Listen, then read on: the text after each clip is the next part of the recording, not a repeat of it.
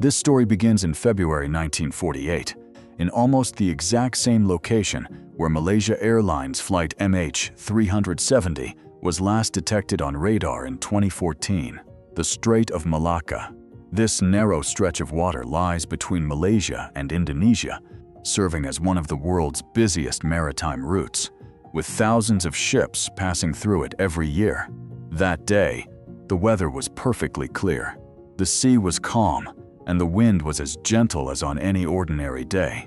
Several American and British merchant vessels were traveling through these waters, and everything appeared completely normal. Then, without warning, the radios aboard several ships picked up a strange transmission. "Welcome back to another video from Nova Reports." The mysterious signal was transmitted in Morse code. While Morse code may seem like an old-fashioned method of communication today, it was actually far more reliable than voice transmissions. Normally, when a voice message is sent over the radio, its clarity depends on several factors, including distance, atmospheric interference, such as fog, dust, humidity, and even the line of sight between the transmitter and receiver. Whenever these conditions were unfavorable, voice messages often failed to reach their destination clearly. Sometimes they faded away entirely, and other times they arrived heavily distorted. Morse code, on the other hand, uses combinations of dots and dashes that can be decoded on the receiving end into complete English sentences. One of its greatest advantages is that these signals can travel thousands of kilometers, even through significant atmospheric interference. The Morse code signal received by the ships in the Strait of Malacca began like this: 3 dots, 3 dashes, then 3 dots again. The exact same pattern was repeated twice before continuing into a long sequence of additional dots and dashes. When decoded, the opening portion translated to SOS. SOS. The complete message read, SOS. SOS. From the steamship SS Orang Medan. All ships equipped with shortwave wireless, contact a doctor immediately. This was the first message. Without any delay, a second transmission followed. When translated, it read, "The second officer is probably dead. Other members of the crew are also dead. No medical assistance required. SOS. Requesting immediate help from a nearby warship." After sending this second message, the Orang Medan transmitted its position. Moments later, it sent one final message. It appeared to be incomplete. The last transmission contained only 2 words, "I die," and then's silent. After that final message, the radio fell completely quiet. Radio operators aboard the surrounding ships immediately tried to establish contact, but no reply ever came. For several long minutes, nothing but silence filled the airwaves. By then, every vessel that had received the distress call understood one thing with absolute certainty. Something unimaginably terrible had happened aboard the SS Orang Medan. After receiving these horrifying distress messages, the closest vessel to the reported location was an American merchant ship called the Silver Star. The captain of the Silver Star immediately decided to head toward the coordinates from which the distress signal had originated. The crew initially assumed the ship might be sinking or had perhaps come under attack. After several hours at sea, the Silver Star finally approached the reported location. Using binoculars, the crew spotted a vessel exactly where the signal had originated. As they moved even closer, the crew of the Silver Star was stunned by what they saw. The SS Orang Medan appeared to be completely intact. There was no visible structural damage. There were no signs that the ship had taken on water. It simply floated silently on the calm surface of the sea. If anything seemed unusual, it was this. Despite being a steam-powered ship, not a single plume of smoke was rising from its funnel. Even stranger, there wasn't a single sign of life on deck. Such a large vessel, completely silent. The captain of the Silver Star couldn't make sense of what he was seeing. He repeatedly called out through the loudspeaker. The ship's horn echoed across the water. But the only sound that answered was the endless rhythm of the ocean waves. Finally, the captain decided to send a boarding party onto the SS Orang Medan to uncover the truth behind the eerie silence. When the rescue team climbed aboard, they immediately noticed that the atmosphere inside the ship felt unusually cold. An unsettling silence hung over every corner of the vessel. Then they saw the first body. It wasn't an ordinary death. The man's face was frozen in absolute terror. His eyes were wide open. His mouth was stretched open as though he had witnessed something unimaginably horrifying. In the final moments of his life, his body had become rigid. Both of his arms were extended forward, as if he had been desperately trying to push something away. As the rescue team continued deeper into the ship, they found more bodies. They were scattered all across the deck. The captain was found dead at his post. The officers lay dead on the bridge. Even the ship's dog had died. Its death appeared just as unnatural as the others.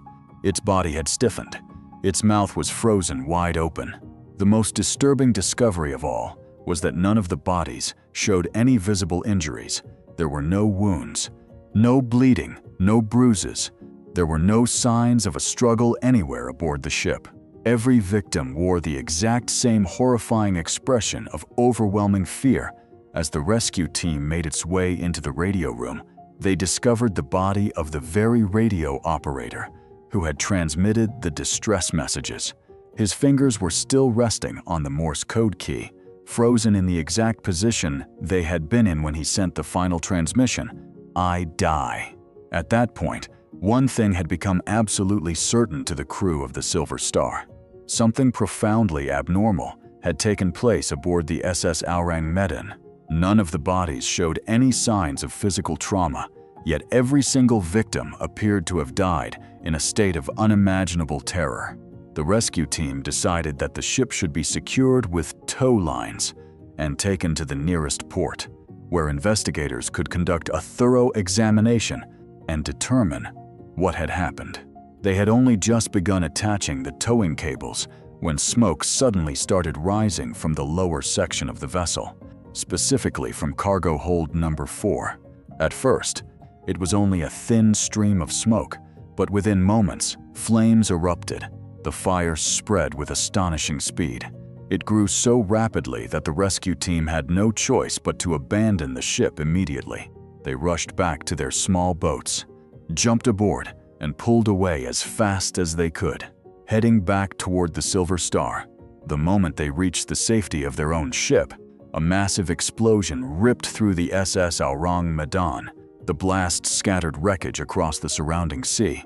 Within moments, the mysterious vessel, along with all of its terrifying secrets and the horrifying bodies still aboard, slipped beneath the ocean's surface forever.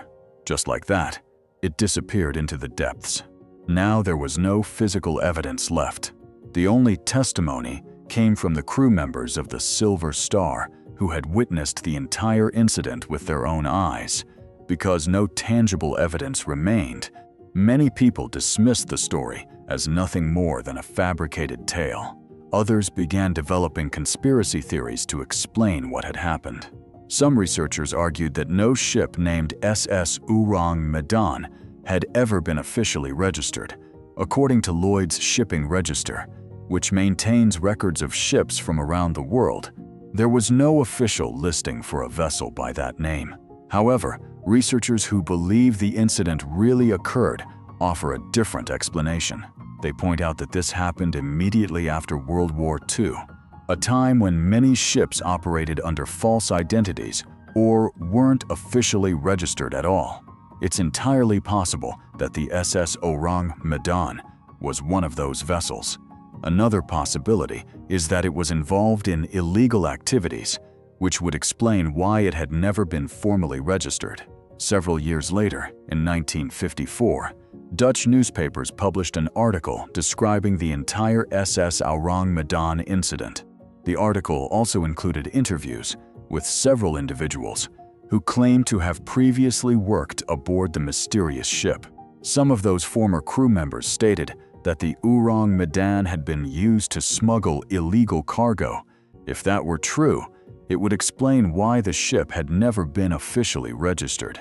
Investigators later attempted to trace the vessel's owner using those testimonies. But because there was so little evidence, they were never able to identify who actually owned the ship. Many years after the incident, in May 2003, the CIA released a number of previously classified files to the public. Among them was a document related to the mysterious SS Aurang Medan. It was a letter addressed to the CIA, dated May 29, 1958.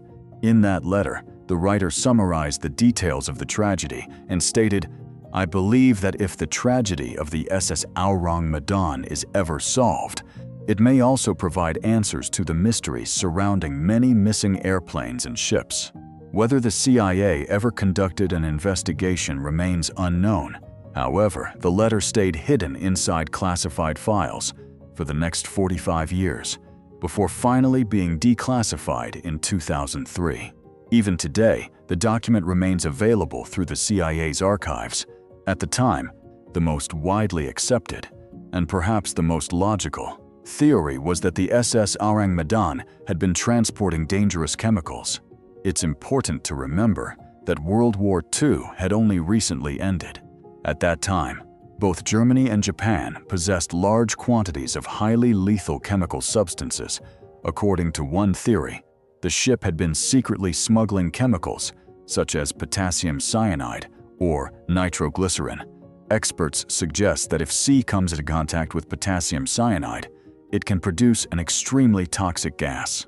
When inhaled, that gas reacts inside the lungs, causing rapid suffocation and death. This theory could explain why none of the bodies recovered from the ship showed any visible injuries. As for nitroglycerin, it is an extremely unstable explosive chemical. If it isn't stored properly, it can detonate on its own. It's entirely possible that the fire witnessed by the rescue team was caused by this very chemical. Another theory suggests that the ship may have been transporting materials connected to Unit 731. Unit 731 was the infamous branch of the Japanese Imperial Army that conducted horrific biological experiments on human beings during World War II. After Japan surrendered following American intervention, the United States sought to bring many of Japan's scientists under its own control. Some researchers believe the SS Aurang Medan may have been secretly transporting biological weapons, chemical agents, or other classified materials linked to those wartime programs.